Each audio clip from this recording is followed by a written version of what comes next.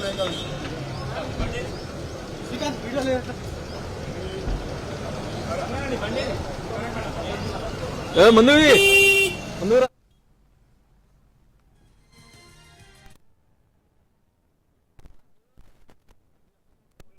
నుంచి బయలుదేరి వెళ్లారు. ఎగ్జాక్ట్ గా 10 o'clock తనకు విచారణకు హాజరవ్వాల్సి ఉంది. ఇంటి నుంచి 9:30కే బయలుదేరాల్సి ఉన్నా కూడా మాజీ మంత్రులు అదేవిధంగా ఎమ్మెల్యేలు పెద్ద ఎత్తున ఇంటి వద్దకు చేరుకున్నారు. బీఆర్ఎస్ కూడా పెద్ద ఎత్తున ఇంటి వద్దకు చేరుకున్నారు. వాళ్ళతో చర్చించేసరికి కాస్త ఆలస్యంగానే బయలుదేరుతున్నారు.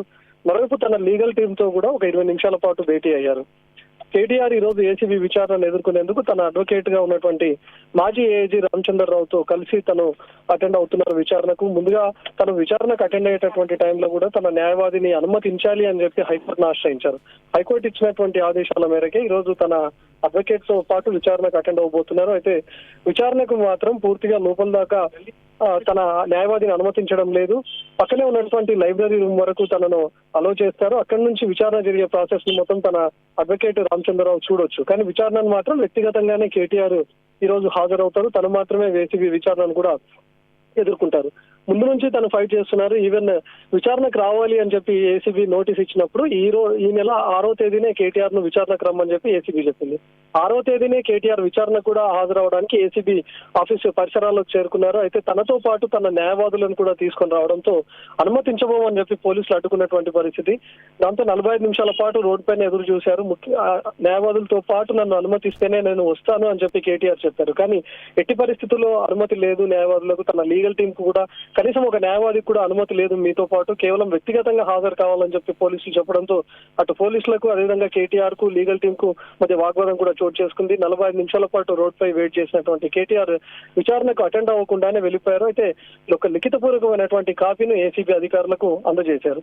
ఆ కాపీ ఇచ్చిన తర్వాత కొన్ని గంటలకు ఏసీబీ మరొక నోటీస్ ను కేటీఆర్ కు సర్వ్ చేసింది.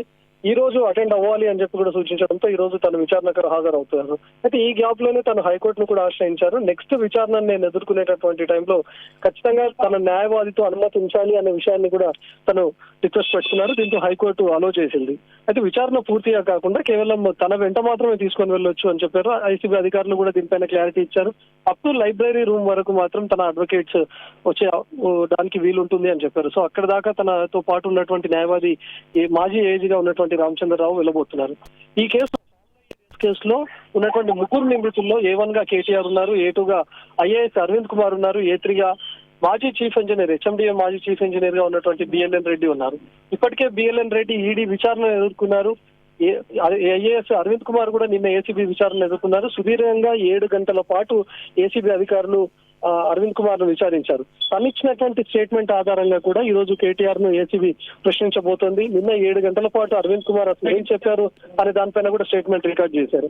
అరవింద్ కుమార్ చెప్పినటువంటి దాంట్లో అప్పుడు మంత్రిగా ఉన్నటువంటి కేటీఆర్ చెప్పినటువంటి ఆదేశాలను తను అమలు చేశారు, మంత్రి ఇచ్చినటువంటి ఆదేశాల మేరకే తను నడుచుకున్నాను అనే విషయాన్ని కూడా అరవింద్ కుమార్ చెప్పారు. కాబట్టి సో మంత్రి నుంచి ఎలాంటి ఆదేశాలు వచ్చాయి, అసలు ఎలాంటి అగ్రిమెంట్ జరిగింది ఫార్ములా ఈ రేసుకి సంబంధించి, ఏ కంపెనీల ఇన్వాల్వ్మెంట్ ఉంది, ముఖ్యంగా ఒక సీజన్ తర్వాత గ్రీన్ కో ఎందుకు తప్పుకుంది, గ్రీన్ కో తప్పుకున్న తర్వాత మళ్ళీ ఒప్పందాల్లో ఏవైనా మార్పులు చేర్పులు జరిగాయా అనే దానిపైన కూడా నిన్న అరవింద్ కుమార్ ను ప్రశ్నించారు. తను ఇచ్చినటువంటి స్టేట్మెంట్ ఆధారంగా కూడా ఈ రోజు మరోసారి కేటీఆర్ ను అదే విషయమై ప్రశ్నించబోతున్నారు.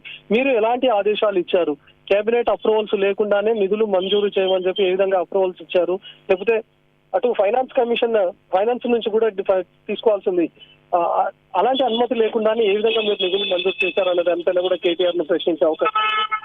ఏసీబీ కేసు నమోదైన తర్వాత కూడా మరొక విషయం ఈ రోజు ప్రస్తావనలోకి వచ్చిన వెలుగులోకి ఎలక్టోరల్ బాండ్ల విషయం కూడా ప్రధానంగా చర్చ జరుగుతోంది.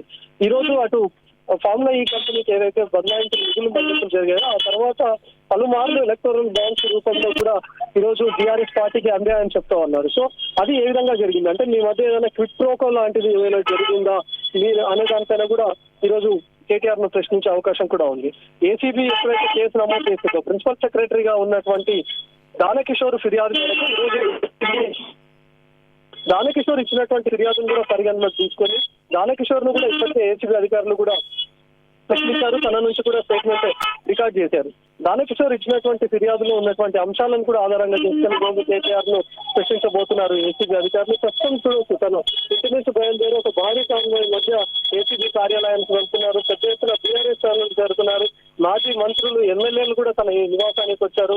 అసలు ఈ రోజు బీఆర్ఎస్ శ్రేణుల్లో కూడా ఆందోళన మొదలైంది. ఇప్పటికే కేటీఆర్ ను అరెస్ట్ చేస్తారా అనే ఊహాగానాలు కూడా వెలువడుతున్నాయి కాబట్టి ఈ రోజు అసలు కేవలం విచారణ మాత్రమే ఉంటుందా, ఏపీకి ఇంకేదైనా చర్యలు తీసుకుంటుందా అనే ఆందోళన కూడా అటు బీఆర్ఎస్ శ్రేణిలో ఉంది. కాబట్టి ఈ రోజు తన నివాసానికి పెద్ద ఎత్తున చేరుకోవడానికి కూడా చూస్తా ఉన్నాం. ప్రస్తుతం తను బీఆర్ఎస్ ఆఫీస్ మీదుగా ఏసీబీ ఆఫీస్ కార్యాలయానికి కూడా వెళ్తున్నారు.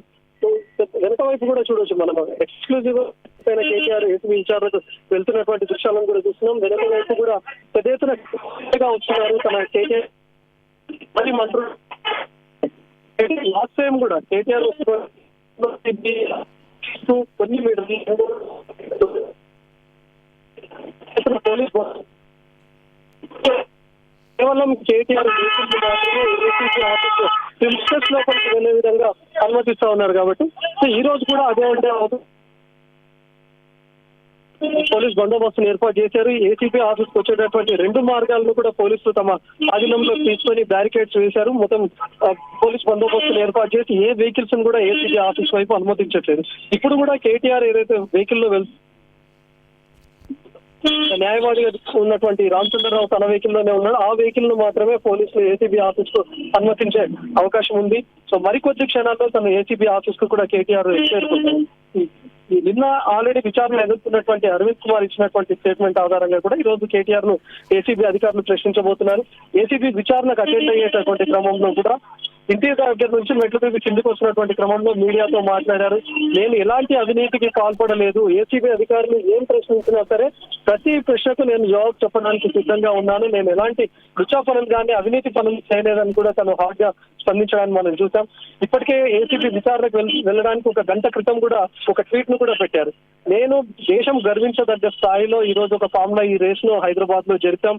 ప్రపంచ దేశాల చూపు కూడా ఈ రోజు హైదరాబాద్ పై పడిందంటే కారణం ఇక్కడ ఫార్ములా ఈ రేసు జరగడం వల్లే. 12,000 కోట్ల రూపాయల పెట్టుబడుల వరకు ఈ రోజు తెలంగాణ రాష్ట్రానికి వచ్చాయంటే ఒక ఫార్ములా ఈ రేసు వల్లనే వచ్చాయి. కానీ ఈ ప్రస్తుతం ఉన్నటువంటి ప్రభుత్వానికి, కాంగ్రెస్ ప్రభుత్వానికి ఇవేవి అర్థం కావడం లేదు అనే విషయాన్ని కూడా తను ఎక్స్ లో పోస్ట్ చేశారు. ఇప్పుడు బయటకు వస్తున్నటువంటి క్రమంలో మీడియాతో కూడా అదే విషయాన్ని చెప్పారు. నేను ఎలాంటి అవినీతికి పాల్పడలేదు, ఒక మంత్రిగా తనకున్నటువంటి లిమిట్స్ లోనే ఈ రోజు నేను వాళ్ళకు ఆదేశాలు ఇచ్చాను, అందులో ఎలాంటి తప్పుడు ఆదేశాలు లేవు, అధికార దుర్వినియోగం అనేది లేదు, నేను ఎలాంటి ఆక్రమణలకు పాల్పడలేదు, 1 రూపాయి కూడా నా ఇంటికి కానీ నా జోబు కానీ వచ్చింది లేదు అనే విషయాన్ని కూడా ఈ రోజు కేటీఆర్ మీడియాతో మాట్లాడుతూ చెప్పారు. మన ఏసీబీ విచారణకు అటెండ్ అయినటువంటి క్రమంలో కూడా లిఖితపూర్వకమైనటువంటి కాపీని కూడా తాను అందజేశారు. ఏం ప్రశ్నించినా సరే ఏసీబీ అడిగినటువంటి ప్రశ్నలన్నిటికీ సమాధానం చెప్తాను, నేను విచారణకు పూర్తిగా సహకరిస్తాను, ఈవెన్ ఈడీ విచారణకు కూడా అటెండ్ అవుతాను అనే విషయాన్ని కూడా కేటీఆర్ చెప్పారు. కాబట్టి ప్రస్తుతం మనం చూస్తున్నాం ఎన్టీవీ స్క్రీన్ పైన కూడా ఎక్స్క్లూజివ్ గా ఏసీబీ ఆఫీస్ ప్రిన్సెస్ కు చేరుతున్నారు. లాస్ట్ టైం ఈ నెల 6వ తేదీన ఎప్పుడైతే కేటీఆర్ రోడ్డు పైన 45 నిమిషాల పాటు ఎదురు చూడాల్సి వచ్చిందో అదే ప్రాంతానికి